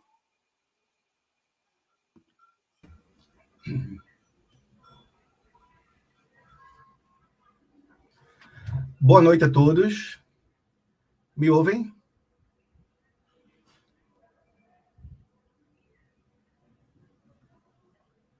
Os amigos me ouvem? Sim, a gente está lhe ouvindo. Ok, boa noite a todos. Preliminarmente, quero dizer que é um prazer estar participando deste trabalho com esta equipe de excelência. Parabenizar a todos pelas brilhantes apresentações. E apenas como contribuição, eu gostaria de enfatizar que o Philips 66, que é uma ferramenta excelente, uma ferramenta que infelizmente, não é tão usada pelos nossos docentes, pelo menos aqui no Brasil, mas que tem um resultado... Eu posso falar porque eu já trabalho com o Philips 66 há muito tempo, ela tem um resultado magnífico. E eu queria apenas enfatizar, creio que todas as coisas já foram ditas, né, de maneira brilhante, mas eu queria apenas enfatizar que o Philips 66 ele pode também ser adaptado em algumas situações. A nossa professora já falou, por exemplo, da questão do quantitativo de alunos.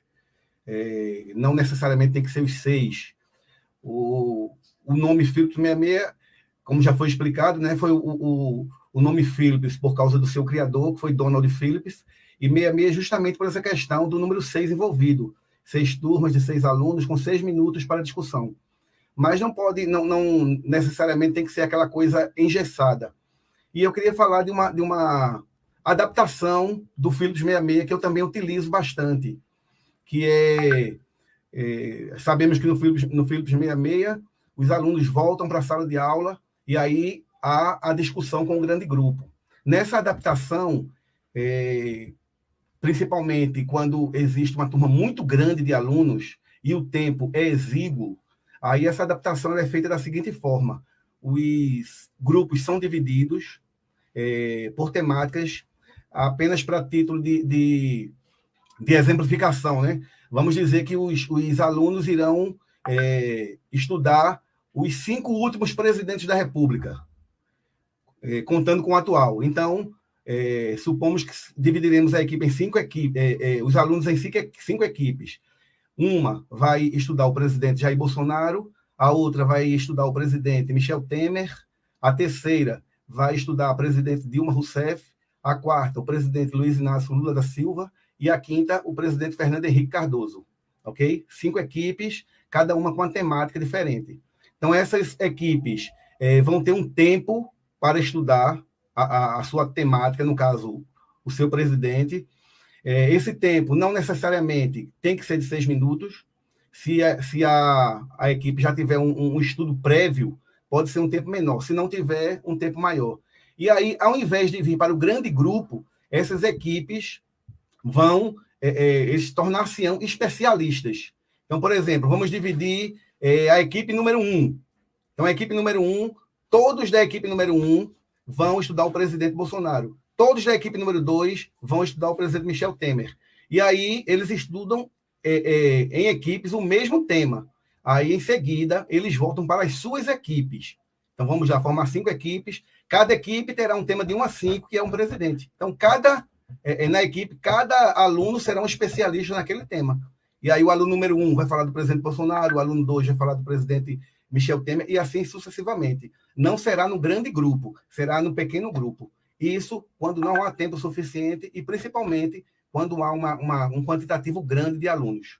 Ok? Então, seria mais uma adaptação ao Philips 66. Que é apenas essa contribuição que eu gostaria de repassar.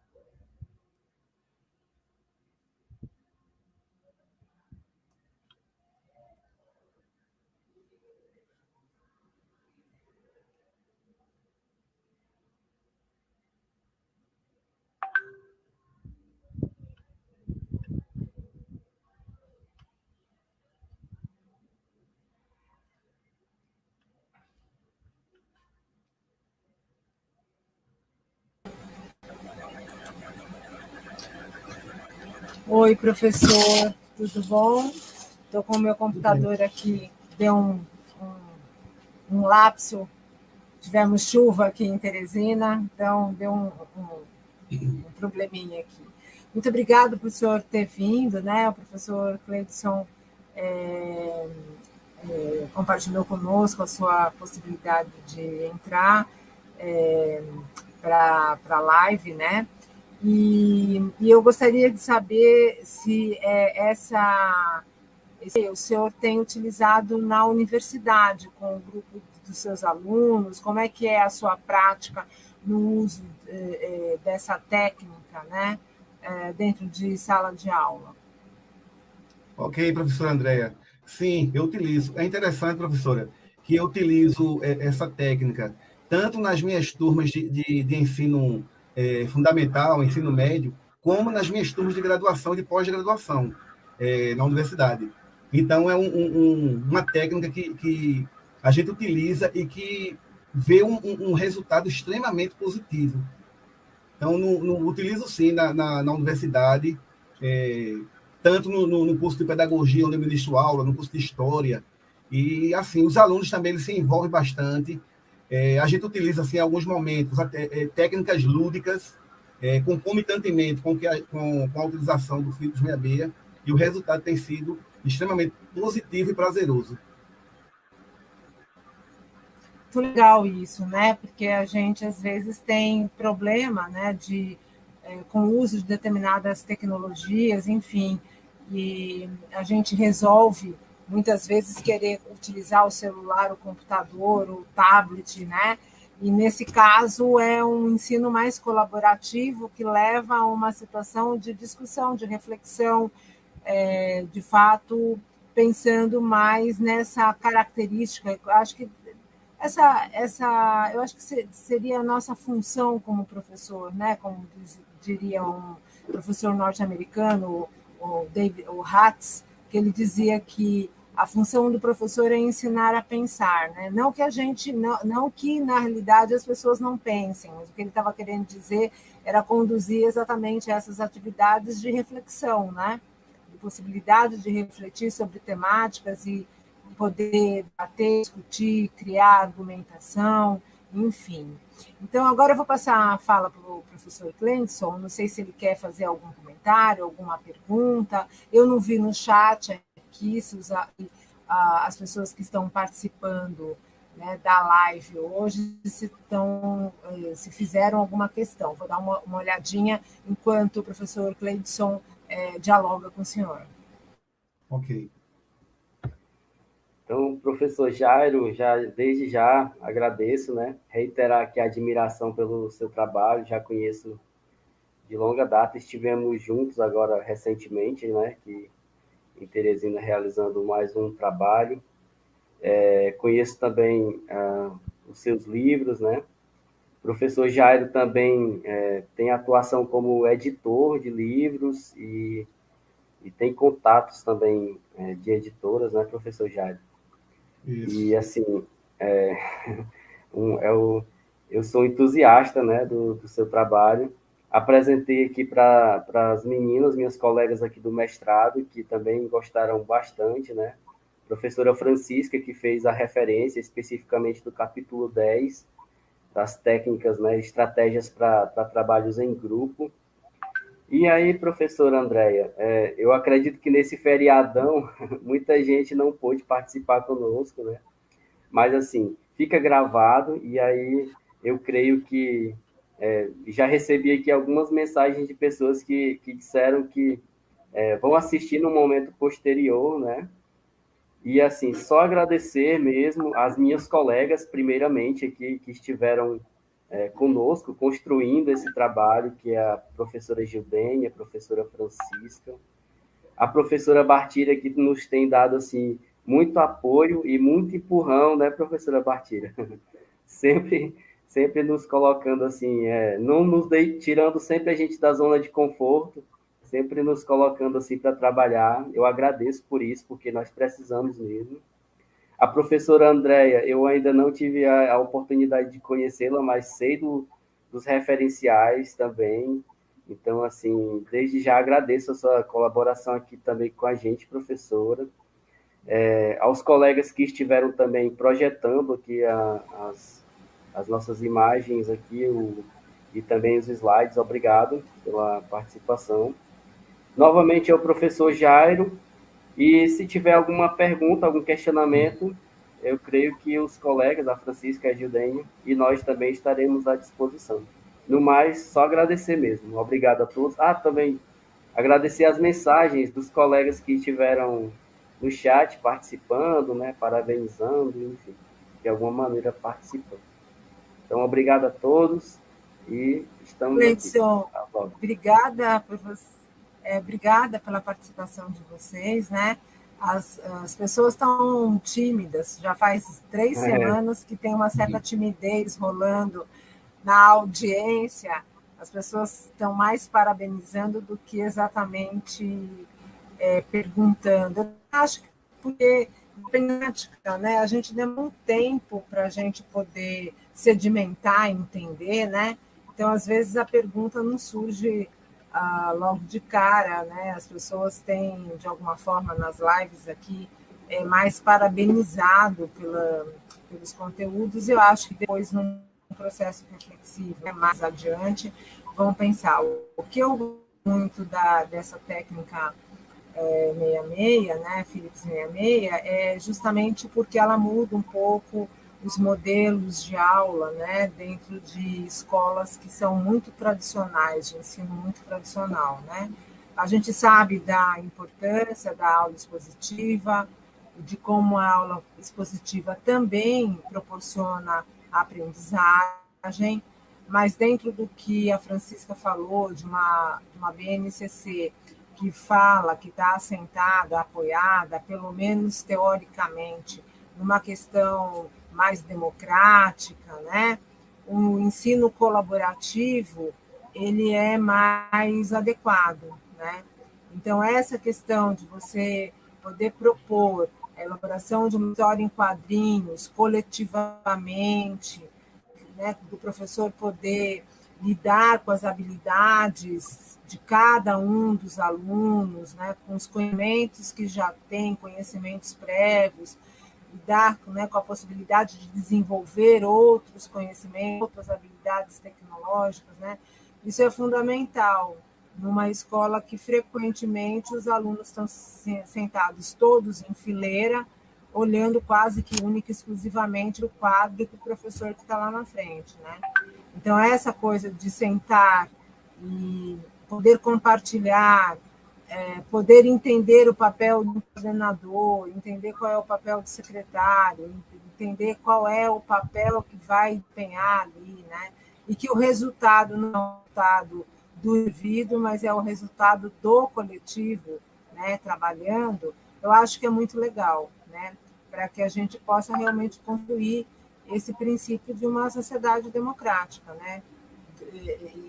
E acabar com essa questão de um mérito individual, né? Porque na escola, de qualquer forma, quando os nossos alunos são aprovados, não é só o empenho deles, né? É o empenho dos professores e de toda uma equipe de coordenação pedagógica, todo mundo fala,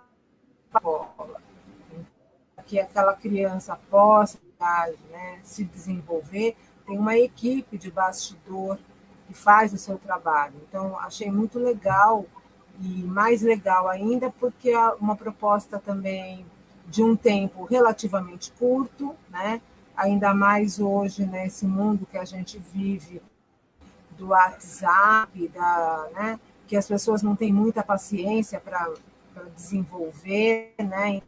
Concentra a atenção, desenvolve um tópico e explora esse tópico de maneira mais intensiva. Então, achei muito bacana a apresentação de vocês, né? Acho que os meninos aqui,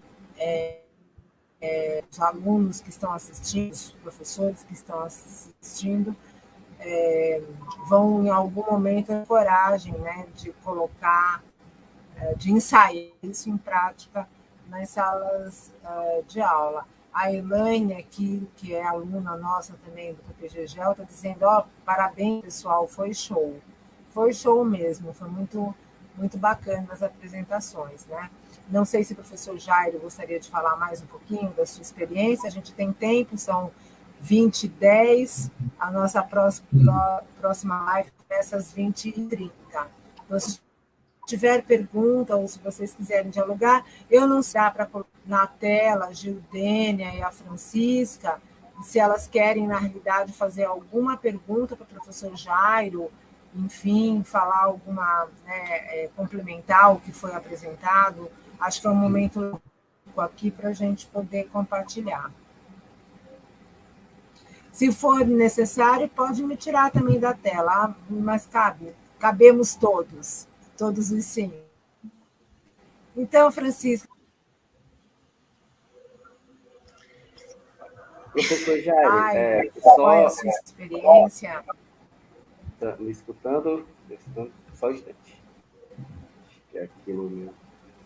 Então, professor Jairo, eu compartilhei com a professora Francisca, né, de experiências que eu tive a grata surpresa em participar, né, em que o Philips 66, até a gente está colocando aqui muito em relação ao quadrinhos, né, porque assim, o quadrinhos é a temática aqui central da nossa temática, né, mas tudo está agregado. Então, quando a Gildênia trouxe os teóricos, ela fez esse link, né, do visual, do auditivo, porque a ideia dos quadrinhos na nossa proposta é justamente envolver a criança, o adolescente e até o ensino do adulto através desse audiovisual, que é, inclusive, para nossos tempos aqui como como sugere Castells ou Bauman, né, tempos líquidos, e o Castells nos traz a proposta da sociedade em rede, muito se traz desse visual, né? Hoje é muito complicado prender a atenção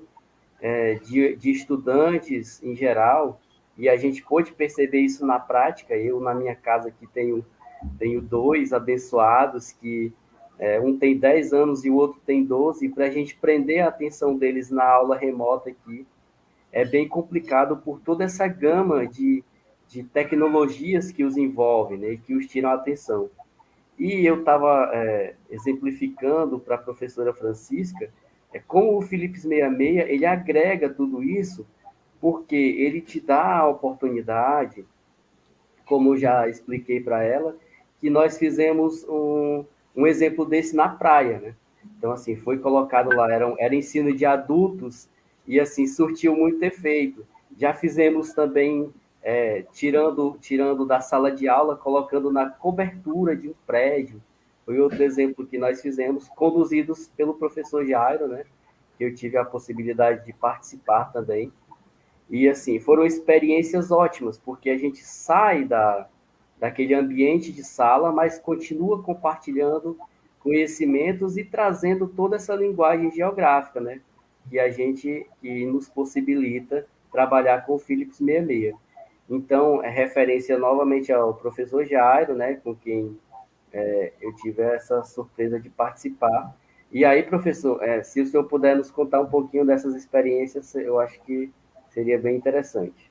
Pois não, professor Cleidson. Então, primeira coisa é a gente sair dessa mesmice pedagógica. Então, acho que o grande problema hoje de muitos docentes é justamente a mesmice. Então, é aquela coisa como a professora André mencionou aí, é um aluno atrás do outro, aquela disposição física das cadeiras, onde o aluno ou ele olha o quadro ou ele olha a nuca do companheiro. Então, não tem aquele envolvimento maior, não tem aquela interação. Então, o Philips 66 ele também vem quebrar isso aí. Então, quando nós fizemos na praia de Luiz Correia, não é isso, professor Cleidson? Sim, Luiz Correia. Isso, nós fizemos lá na praia de Luiz Correia, nós estávamos ministrando o curso lá no Sesc Praia, em Luiz Correia, e aí nós retiramos os alunos adultos, lembrando que era o ensino andragógico, era o ensino para adultos, e nós os levamos para a praia, e lá na praia nós fizemos essa atividade e foi fantástico, ok? Foi um aprendizado interessante, divertido, lúdico, e certamente eu garanto que houve um aprendizado muito maior e muito melhor do que se nós estivéssemos apenas em sala de aula. Então, lembrando, o ensino em sala de aula ele não pode ser descartado, mas o professor ele tem que inovar também na sua prática pedagógica, na sua metodologia. Então, sair um pouco da sala de aula. E sair se com adulto já é importante, no ensino com crianças é muito mais importante. Então, sair daquela mesmice, trazer alternativas, conduzi-los para lugares novos. Aqui em Pernambuco mesmo, nós fazemos muito a questão de visitas, por exemplo, na aula de história, a gente leva a criançada para conhecer a sinagoga Carrauzu, lá no Recife Antigo, na Rua do Bom Jesus, a primeira sinagoga das Américas, de onde os judeus perseguidos foram expulsos e fundaram nada mais, nada menos do que a cidade de Nova York. Então, muita gente não sabe disso. Então, a gente leva esse público, tanto de criança, de adolescente, de adulto, leva lá na sinagoga, ministra uma aula prática com eles, uma vivência que muitos deles não sabiam. A gente leva lá para o Forte das Cinco Pontas, a gente conta a história de Frei Caneca, por que Frei Caneca não foi enforcado como os outros revolucionários, porque os carrascos se negaram a enforcá-lo. Então, essa história rica de Pernambuco, que infelizmente, muitos não têm conhecimento. E a gente faz Philips 66 nesses locais também, e faz na sala de aula. E assim eu acho importantíssimo. A gente faz atividades lúdicas, a gente faz atividades criativas e o aluno, ele aprende, como muitos alunos chegam para mim e diz: professor, eu gosto da sua aula porque a gente aprende brincando e sorrindo. E o Philips 66 contribui muito para esse aprender sorrindo e brincando.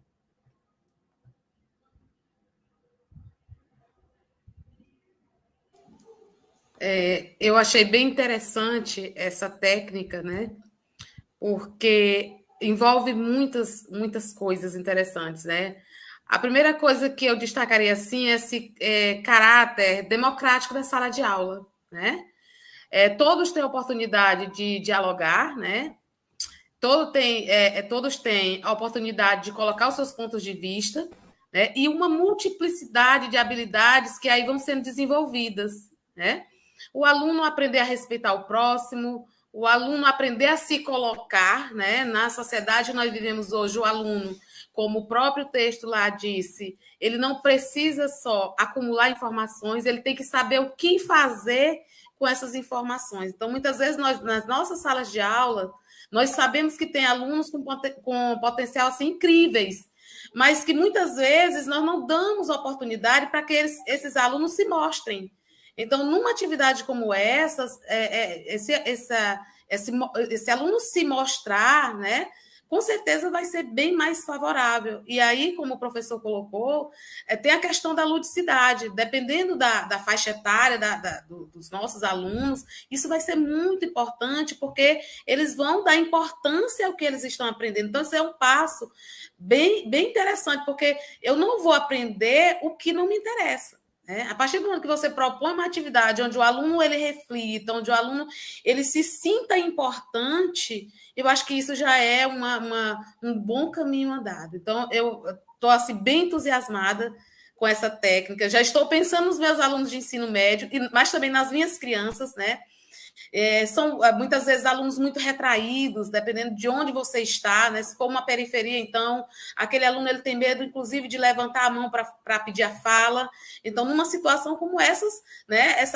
O fato deles se colocarem ali em grupos menores e depois se colocarem para um grupo maior, vai favorecer, com certeza, toda a construção, né, do conhecimento por eles, a obtenção dessas habilidades, trabalhar essas habilidades de falar, de ouvir, de pensar, de se expor. Então, assim, professor Jairo, eu gostaria muito de agradecer por você ter trazido essa contribuição valiosa para nós e ter, assim, ao Cleidson também, que é sempre um parceiro, né, a Gildênia também, e aos professores do PPGGEL por estar proporcionando discussões tão importantes, né, e tão pertinentes, né? Nós, professores de geografia, necessitamos cada vez mais ter acesso a essas discussões para que a gente rompa realmente com o modelo. E aí, como a professora Andréa colocou, a aula expositiva ela é necessária, né? Mas precisa ser mesclado. Outras alternativas devem existir, devem ser colocadas para os nossos alunos. Afinal de contas, o mundo não é uma única coisa. Nós temos várias coisas à nossa disposição, vários conhecimentos, várias ferramentas, e o nosso aluno ele precisa estar preparado por isso. Então, muito obrigada mais uma vez por essa oportunidade, né, de estar participando de um debate tão importante.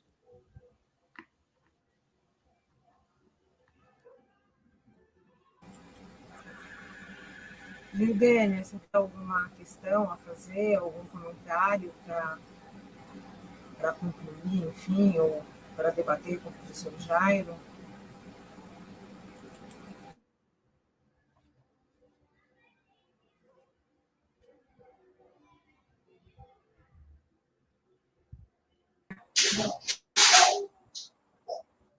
Oi, conseguem me ouvir?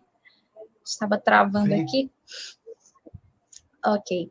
Então, gente, eu só tenho também a agradecer pela oportunidade de estar aqui, tanto aprendendo quanto compartilhando conhecimento com todos vocês, professores, colegas de profissão, com certeza, cada um com a sua bagagem de conhecimento, a sua bagagem de experiência, e que isso traz uma riqueza muito grande para quem está ainda na graduação, nosso público, a grande parte ainda está na graduação, para quem está em um programa de pós-graduação, e essas experiências, elas são válidas. Eu fiquei muito feliz quando o professor Jairo afirmou que ele consegue aplicar a mesma prática metodológica no público da educação básica e também no público da graduação e da pós-graduação. Olha aí, como a gente não precisa de muito para fazer algo diferente. Nós não precisamos de tantos recursos para fazer algo que chame a atenção do nosso aluno, que traga esse aluno para a sala de aula, que faça com que aqueles conteúdos que ele está aprendendo façam sentido para ele. Tá? Eu sou totalmente a favor da teoria da aprendizagem significativa, a que eu mencionei no início, porque ela é uma teoria que você lê do início ao fim e você consegue perceber que ela funciona na prática, que os princípios dela são aplicados em sala de aula, e que se o professor conseguir trazer o aluno para ele, conseguir motivar esse aluno, o feedback que o professor tem de volta é muito gratificante. O professor se sente também empolgado, entusiasmado em ministrar uma aula melhor, porque ele sabe que teve um retorno dos seus alunos. Né? Então, é muito importante compreendermos e ficar essa dica para nossas aulas, para as nossas práticas em sala de aula, que não precisa de muito para que nós possamos fazer o diferente, para que nós possamos atuar em sala de aula com os nossos alunos e fazer com que esses alunos gostem da escola, com que eles gostem de estar ali, porque os nossos relatos, na maioria deles, da educação básica em especial, são de alunos que não gostam de estar na sala de aula, eles vão por obrigação, ou o pai manda, ou a mãe manda, a maioria deles vão por obrigação. Hoje em dia, infelizmente, nós observamos muito isso em sala de aula. E por que gera esse tipo de sentimento? Porque às vezes o professor não está conseguindo trazer um pouco o aluno para ele, trazer o aluno para suas aulas. E o aluno também não vai se sentir motivado em um ambiente que ele já esteja, digamos assim, atrasado em relação às inovações que o mundo oferece. Não que a escola seja isso, mas o professor tem que permitir que o aluno demonstre esse desejo de estar ali na sala de aula, para que isso faça sentido na vida do professor. Mas não também no sentido do professor se cobrar como ele sendo o único responsável por isso. A entidade família e escola precisam caminhar de mãos juntas, de mãos dadas, para que toda essa construção possa fazer sentido para a vida do aluno. Tá?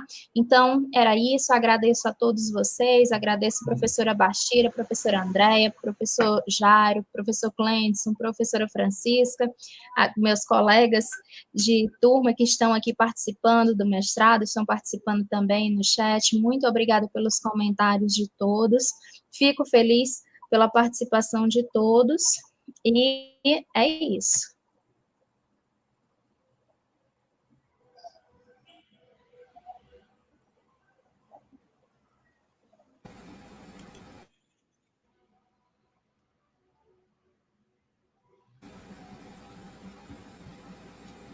Meu computador também está travando o som, então por isso, gente, eu gostei muito de escutá-los, acho que é bem legal a gente pensar que, como a Juliana falou, que às vezes a gente não precisa de muitos recursos nem muito dinheiro, né? A gente precisa ter conhecimento de algumas metodologias, às vezes de algumas técnicas.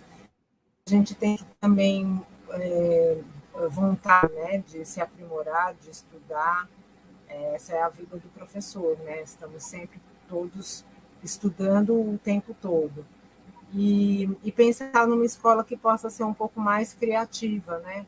Que estimule a criatividade dos nossos alunos, que eles possam de refletir, pensar, se posicionar, né? Se colocar no contraditório. Acho que essas são as questões importantes, eu acho que para